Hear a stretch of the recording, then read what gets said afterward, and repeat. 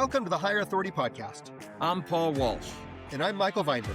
This is a show dedicated to helping recruiting agency leaders like you scale your business, boost productivity, and win the war for talent. Join us as we talk to the people behind some of the most successful recruiting agencies in the country and hear the real stories behind their growth. What's worked, what's flopped, and what they're focused on next. Let's dive in. Welcome, everyone. I'm really excited for today's conversation. I'm Paul Walsh, co-founder of Complete AI Solutions, and this is the Higher Authority Podcast. Today, I'm joined by Luis Derechin, the CEO of NIR YU, Nearshore teams and building remote first talent operations for several years. And he's become a recognizable voice around nearshoring, culture-aligned hirings, and helping companies avoid what he describes as the Offshore Team Death Trap. He's also the creator of the Remote Intelligence Framework, which we're definitely going to get into today. Luis, thanks for joining us. Paul, it's a pleasure and an honor. I'm the one that's thankful to you for the opportunity. Great. So before we jump in, can you give our audience a quick overview of NIR YU and the work you're doing? Sure. So NIR YU helps U.S. companies win the war for talent. And the way we do that is by helping them hire talent south of the border, anywhere from Mexico down to Argentina. And in doing so, save 60 to 70%. And as I said, you're able to hire great talent instead of expensive talent for whom you're competing with very large companies in the U.S. market. So the journey and foundation, the why behind, and it's capital NIR YU, NIR YU. You've talked a lot about helping companies avoid the offshore team death trap. What was the moment when you realized there needed to be a better way for companies to build remote teams and that you wanted to build it? Great question, Paul. So in order to answer that question, I have to give you a little bit of background, or give your audience a little bit of background. Early 2000s, I was living in Mexico, and I founded Mexico's first tech startup to raise U.S. venture capital funding. I moved to Washington, D.C., where I ran the company for 13, 14 years until its eventual acquisition. And it was there that we hired, given that I was living in Mexico prior to the founding of this company. When we got to the U.S. and realized the salaries and the difficulty of hiring talent in the U.S., we decided to sort of mix and match. So we hired best of breed talent in the US, obviously, and then hired best of breed talent in Mexico and sort of mixed them to work remotely. Mind you, this is the early 2000s, so it wasn't as easy as it is. We did it successfully, and we navigated through 13, 14 years until the acquisition. After the companies had been acquired, I started receiving phone calls from other CEOs in the Washington, D.C. metropolitan area who had hired offshore teams or nearshore teams in order to help them lower costs, HR costs or manpower costs, and work for them remotely. And the reality is most of these projects were floundering. And it was there that I sort of realized how lucky we had been at my previous company, because we were able to navigate a whole bunch of obstacles. I'll say whether by luck or some skill and a combination of some skill and luck, we had sort of overcome the obstacles that most of these companies were facing. Mm-hmm. So I did a few of these engagements, Paul, and after a while realized, like any tech executive, I realized that there were some common patterns and why these projects were failing. And I identified the patterns, that they're now what we call the 7 components of the death trap. And when we realized that these were repeating patterns, sort of came to the realization that if we could figure out a way to avoid the patterns, then we could avoid what we christened the offshore team death trap. And just one last thing to finish the reply or the response, and it's we were shocked by the fact that only 27% of offshore or nearshore projects actually achieve success, Paul. So imagine that, if you will. 3/4 of well-intentioned projects that companies invest in hiring people remotely, setting up infrastructure, managing the project, whatnot, 3/4 of them almost fail because of the components of the death trap. So to summarize the answer, having given that background, the moment I came to the realization is when I identified these patterns and realized that 3/4 of all companies that were trying this were failing, I knew something had to change. And that's when we got involved. That these are billions, right? Again, billions with a B, tens of billions of dollars that are being wasted, not through, bad intentioned actions, because as we may talk later, executives or founders fall into the death trap not by mistake, but just because these are so common. These are pitfalls that are common to fall into, that they don't realize that they're falling into them until they're already stuck. And because of that, in the death trap itself. Yeah, a trap. That's the perfect word. Remote intelligence. So this kind of plays, your site puts a big focus on your remote intelligence trademark framework. When did that idea really crystallize for you? And what have you found is most important in getting clients to internalize that approach? Yeah. Oh, let me just correct one thing. I do think it's trademarked somewhere on our website, but I've been meaning to take off the trademark.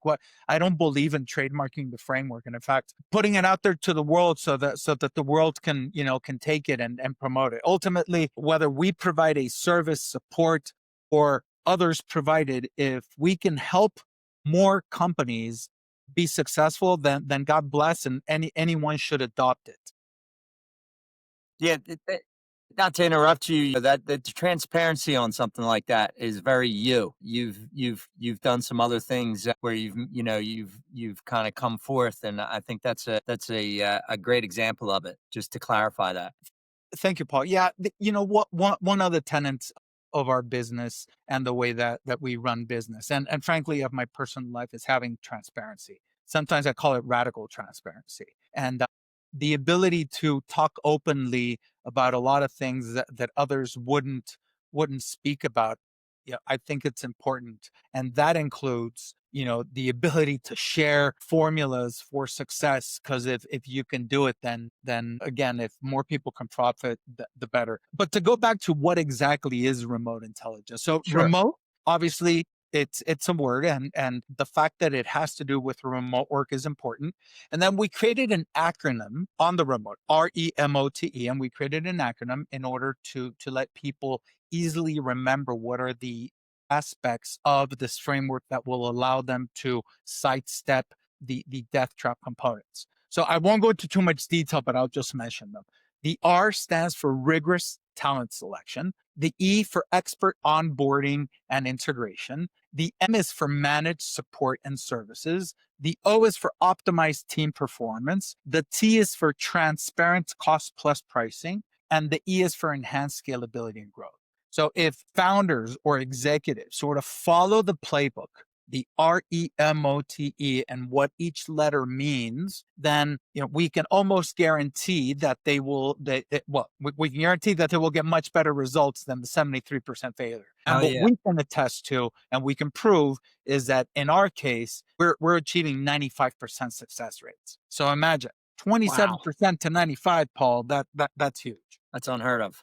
Yeah. Playbook, operations and strategy. What's been your single biggest operational win in the last 12 months, say? Something that really signaled that you're building the right model at the right time. That stat you just gave me, probably one of them. But anything else come to mind? It's exactly that. And the reason why I point to that is because many industries, ours included, are commoditized industries, Paul. I mean, a ton of your listeners should be sitting there saying, commoditized offering, that sounds like me. And the reality is, when you look deep into what it is that you do and why customers are repeating, right? Why clients are using your services and they're repeating, and how you're achieving success. Because if someone's paying you for it, there has to be some success there. And if you analyze that, then you sort of come to the conclusion that rather than a commoditized offering, you're in an industry where most of the offerings are commoditized, but you have a natural differentiator. So as part of that, what we decided to do, Paul, is we decided to double down on the remote intelligence framework, not only from an operational operational viewpoint, but our marketing, the fact that we can tout 95% success versus 27% failures, and we needed to do that. So what we did is I hunkered down and decided that I was going to publish a book about this and tell others my experiences. So wrote the Offshore Team Death Trap book. It's fortunately a hit bestseller in Amazon in the outsourcing category. So Congratulations. thank you. Thank you. Yeah, very proud of it. I always wanted to write a book. I guess the book would have been a biography or a novel, but I don't think my life is that interesting. So I had to write something that is of more value. And then, interesting enough, or to add more value on top of the Offshore Team Death Trap book, wrote sort of different handouts that people can use in order to better plan how to execute the Offshore Team Death Trap strategy, right? Or the remote intelligence framework strategy. So if you combine the book, the positioning, the tools, and everything, I think that's our biggest win, not only for our company, but for others who are looking to achieve success in their offshore or nearshore projects. When companies come to you, where do you find the biggest bottleneck typically is? Finding qualified applicants, engaging them, or managing the whole process after the hire? And how do you clear the bottleneck?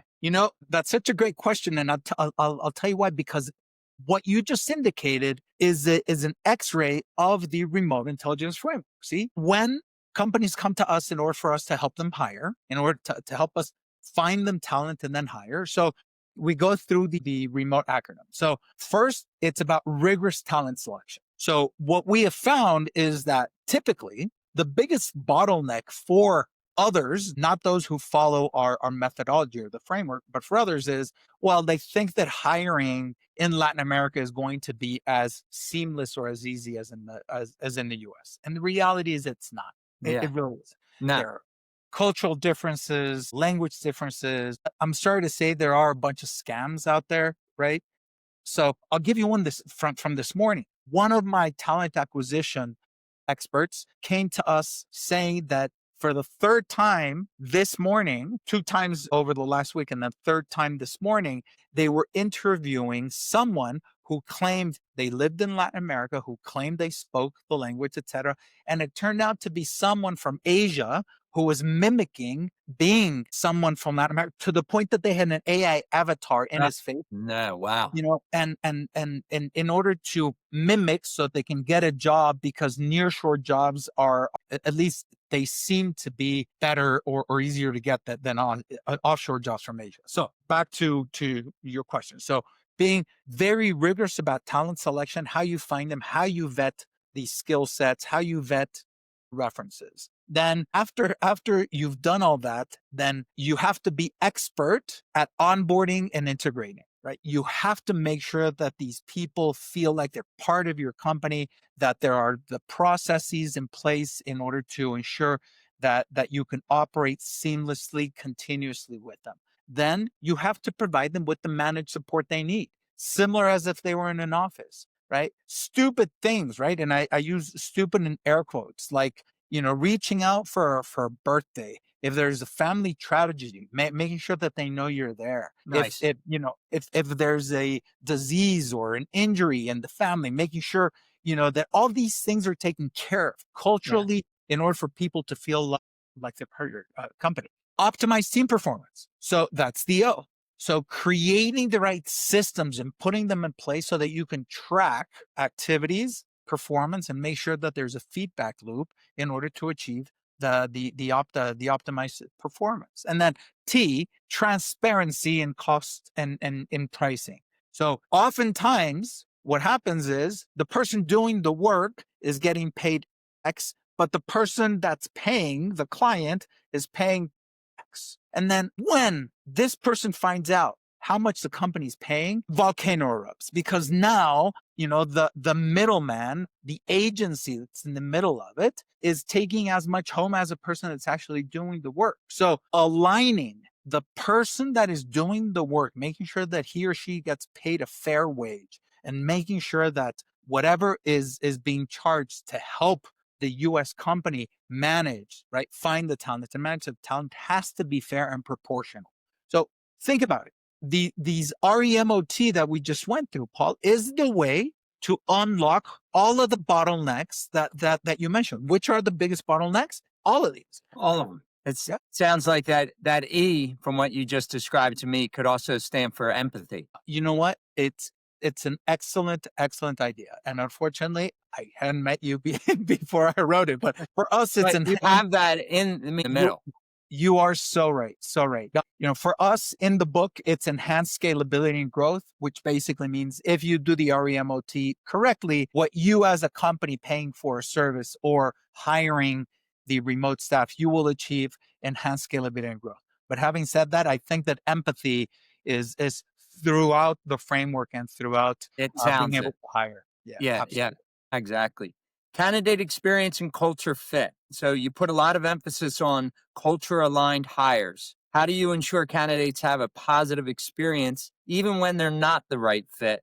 And how do you maintain consistency at scale? So how do we make sure that, well, first, how do you ensure candidates have a positive experience even when they're not the right fit? The first thing we want to do is make sure that there has to be positive experience on both sides. So I'll deal with the candidate in a second, but I'll also deal with the company that is doing the hiring. So creating or level setting expectations and creating realistic expectations. Hiring is often compared to dating, right? The first few times, you sort of pretend that you're not who you are. You're sweet talking someone, you're very chivalrous, even though, you shouldn't be. I mean, we all went through this, right? And after 2 or 3 dates, you sort of settled into who you really are, if the person was willing to give you more than one date, mind you. But after a few dates, you sort of settle into who you really are. It's sort of that same way in hiring, except what we espouse is going back to transparency. We have to let people know who the company really is, what the real expectations are, right? Because if you don't establish the right expectation, right, what's expected of them as far as how many hours will they be working? What's expected of them as far as effort? What's expected of them as far as, being online and being connected? What's expected of them, et cetera, et cetera. And then how much are they really going to get paid, right? Are there any bonuses? Aren't there any bonuses? What is the company culture like? So once you create the right level of expectations and you're honest with someone, then two things happen. You see that a lot of people sort of disqualify themselves. So they say, yeah, I wish I could make more money, but it doesn't sound like that's for me. So that's on one end. And then the other is those who actually stay and sign up, are sort of even more bullish because they now feel like they can collaborate, right? Be a bigger part of the company, because they now understand what's expected of them. So that's on one side. And then on the other side, as far as the candidates, look, if you were honest with a candidate, if you were, if you adhered to everything that you said, what they were going to get paid, how they were going to get treated, et cetera, et cetera. And if things don't work out, then there's, you can always have an honest conversation with them and say, look, as much as we wanted this to work out, the company, us and you, the reality is that it didn't. And that tends to surface pretty quickly. It tends to surface in the first 30, 45 days. It's seldom long-lived. Interesting. This is administrative load versus relationship building. One thing we hear from a lot of leaders is the amount of recruiter time that gets eaten by repetitive admin work in your business or in the clients you support. How much time do you feel gets consumed by admin versus actual relationship building? So for our clients, I say a lot less, because we take care of most of the HR admin, all of the managed support, interfacing with the candidates or the resources. And that's why they work. Of course, right? I mean, someone could say, hey, Luis, why is it that NIR YU charges a few $100 a month? If I can't create value with the modical fee that we charge, then they shouldn't be working with us. But what we have found over many years of doing this is that if we are able to charge a modest amount, right, and modest amount for having found the person, for doing the talent acquisition, which you asked about, the time invested into that. And then from managing the relationship so that the person and the company for whom they're working can be operationally responsible to one another mostly, and then have all of the support and all the HB hours, then what you end up getting is you get a full day of operations, and that we take care of everything else, towards either the tail end or during off hours. Which leads me, right, how do you handle inbound candidate or client inquiries that come in after hours or weekends? Is that something that you systematized, or is it still a friction point? Look, I can't say it's not a friction point because it depends on the hours. And most of our clients are what I'm about to describe is certainly not a common experience, but I've had it happen when we're messaging over several apps. We have clients or business partners on Slack, we have others on WhatsApp, we have some on Teams. So the fact that we are using multiple channels for communication depending on the client's preference, there are some times when on off hours, and when I say off hours, I've gotten messages at midnight or 1 a.m., right? Or urgent calls. Imagine this. The client may be sitting in India, the person doing the work is sitting in Costa Rica, and for some reason the offset in hours just didn't ring, and we take the call. So we've systematized them to the point that we have support personnel that provides support even in off hours. But sometimes you get surprises like the one that I mentioned, and it does create some friction. But it happens once in a while, and then we all learn. Infrequent. Yeah, I got that. So I'm going to shift gears into segment 3, the edge, innovation and future. So AI, the real impact. You're working across many teams in Latin, TAM, and the US. And is AI actually impacting the day-to-day operations you're seeing? Not the hype version, but the practical operational reality? AI is impacting everything. Anyone who says it's not, then, hasn't been awake for the last 12 or 18 months. Sure. Look, it impacts everything from our talent acquisition. We now use AI tools, some of which were created by developers that we have working for us, others off the shelf that we're using and integrating these tools. So we do a fair amount of that. For messaging, we do some of that. And then from our clients' perspective, a lot of them, development, engineering time, it's now more of a collaborative effort between engineers and AI rather than just AI.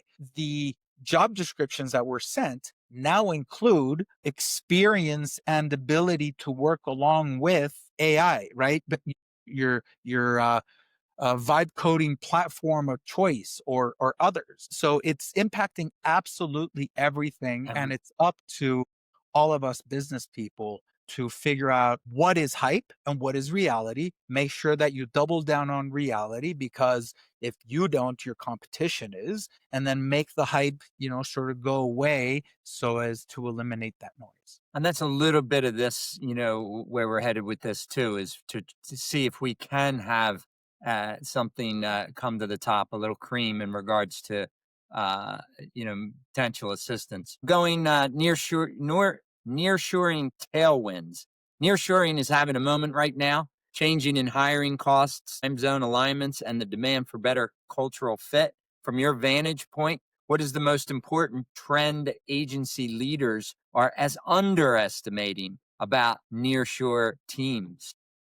I'll say they're overestimating the impact that AI is going to have, and because of that, underestimating the need to maintain nearshore teams. I've seen over the last, not even 12, 8 months, many companies that say, look, we're absolutely convinced that AI is going to be able to do X, right? Customer support, business development, lead generation, development. And they come in and they reduce their nearshore footprint. God bless, fully understood. And, and I'm not going to fight it, because each company, if we have the transparency, or we promote the transparency, if a company that is working with us feels that they can downsize the team that they're working for, or working with or is working for them. I'm sorry, that's the right term, because of their use of AI, then all we can say is God bless, and there you go. But ultimately what ends up happening is, and it's sort of that overhype and then you reality and then you right size it. Yeah. I'm not saying it's reality. I'm Yeah. just saying it's an overestimation, like most things in the world. You Sure. overestimate, then you realize, right? Incorrect. It's incorrect, and then you sort of have to right size it. So there was a huge tailwind to nearshore. Now, a bit less, but it's coming back because of all the companies that are now realizing that this is about right sizing. And I have to add, Paul, this is about right sizing onshore or local team. A lot of companies are espousing no longer work from home, but return to the office. So there are a lot of individuals that are working in the office. And then if you're going to work with remote teams, why have them stop at an artificial border or a country border? Have them go, to Latin America, same time zone. You can save 60 to 70%. So if you can right size the in-office team, the remote team working in the same time zone, that's going to save you 60 to 70%.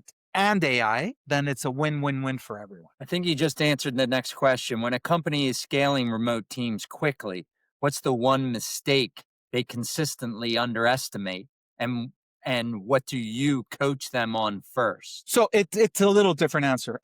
I would agree the previous response sort of deals with this, but I'm going to go back to the remote intelligence framework. I won't go through it all, but Yeah. the rigorous talent selection. Rigorous. It has to be rigorous, right? And we use that word on purpose because you'd be surprised how many companies think, well, look, I'm just hiring the guy to work remotely for me. If it doesn't work out, then, I just let him go. And the reality is yes. However, think about the time that your team is going to dedicate to onboarding the person, right? I mean, to bringing in the person, educating the person, onboarding the person, integrating the person. That pennies, if you will, or a few dollars can pile up over time. So the ability to front load the effort and being absolutely rigorous about who you hire, their skill sets, their cultural understanding, their language skills, everything is important. And then the other is expert onboarding and integration. Even if you have the best talent, if you don't onboard them correctly, then they're not going to feel like they're part of the company or know what to do. So it's a great point. We do the rigorous talent selection for companies, and then we coach them and work shoulder to shoulder in order for them to be properly onboarded and integrated. That's excellent. When you look at your own growth, what's the biggest constraint right now? Would it be people, process, or market opportunity? And how are you thinking about unlocking the next level? I think that for any company, at least we would like to think that the way to unlock value is to unlock the market. It's the product market fit, right? The proverbial product market fit for anyone who's run companies or been an entrepreneur more than once. You sort of realize that the moment where you achieve that product market fit, where you realize that what you're offering is a great offering for the market and that the market is willing to accept it. That is the key to unlocking the value, at least in the early phase. And then it becomes more process, oriented. I remember a book called The Goal by Ellie Goldratt. This book is decades old, but he basically handled or presented a theory of constraints. And he said that you're always constrained initially by the market and then by your company's capabilities. And that the ability to grow is a seesaw between the constraints. Once that your market is unlocked, now it's up to you to make sure that your company can fulfill the demand. And once it can fulfill it, that just means that it's time to unlock more market by going out there and doing it again. So sorry, go ahead. What book was that? It's called The Goal by Ellie Goldratt. G-O-L-D? G-O-A-L, The Goal. G-O-A-L, a goal. Okay. Right. And he presented it's the theory of constraints. Very educational and, dare I say, entertaining book. It's well worth reading. But so back to that, I think from my perspective, what has happened is the nearshore market was sort of unlocked. A lot of people were hiring. Now it's gotten sort of locked because of AI coming, right? Back to the over expectation. So what we've had to do from my company's perspective is, rather than going out there and offering a generic offering the same as anyone else, the ability to promote the remote intelligence framework, the ability to promote the fact that we succeed 5% of the time versus the 27% that others can succeed, we think is a good way to unlock it. And then maybe back to the theory of constraints. Once we unlock it, I'm sure there's going to be constraints, operational constraints, but that's the fun of business. You never get, perfect state. You're always in the seesaw. Looking out a bit further, where do you think the recruiting and talent industry is actually heading? And how are you positioning Near You for that future? It's AI enabled, no doubt. Most businesses, if not all, again, are going to be AI enabled. Some in the longer term than others, but talent acquisition is one of those. And dare I say, outsourced staffing is one of those. The ability for companies to be AI enabled, to lower cost, to increase efficiencies and effectiveness are going to be key. And how are we participating in this? We have a fair amount of investment. And please, when I say fair amount, it's as per our size, right? We don't have billions the way others are investing, right? I wish, but we don't. But as per our size, we're doing a fair amount of investment, research, because the only way that you realize what works and what doesn't is actually using those generic models, personalizing them to make sure that they fit your use case and everything else that you're doing. And then once you achieve that, being able to use them over and over and improve them. That's what we're doing. So it's investment in technology, it's investment in people, and then, sort of crossing your fingers that more clients come to us through our investment in marketing. Outstanding. Luis, that was fantastic, incredibly insightful. Really appreciate the clarity you bring to nearshoring and the level of operational detail you're willing to share. For our listeners, where can they learn more about you and the work you're doing at Near You? Thank you. Well, again, Paul, thank you very much for the opportunity, and to all your audience, it's been a pleasure. I hope that there was some value created by this conversation. For me, there was. I hope it was for all of you out there. So LinkedIn, my name Luis, or Luis, Luis not dot, and my last name Derechin, Derechin. You can find me on LinkedIn. My company's website, NIR-YU.com, and there's a website for the book. It's Offshore Team Death Trap, all one word.com. On any of those, find me, DM me, and we'll figure out what we can do. Fantastic. Luis, thank you again. This was excellent. Well, that's all for today. If you enjoyed the episode, please like and subscribe, and we'll see you the next time here on the Higher Authority Podcast.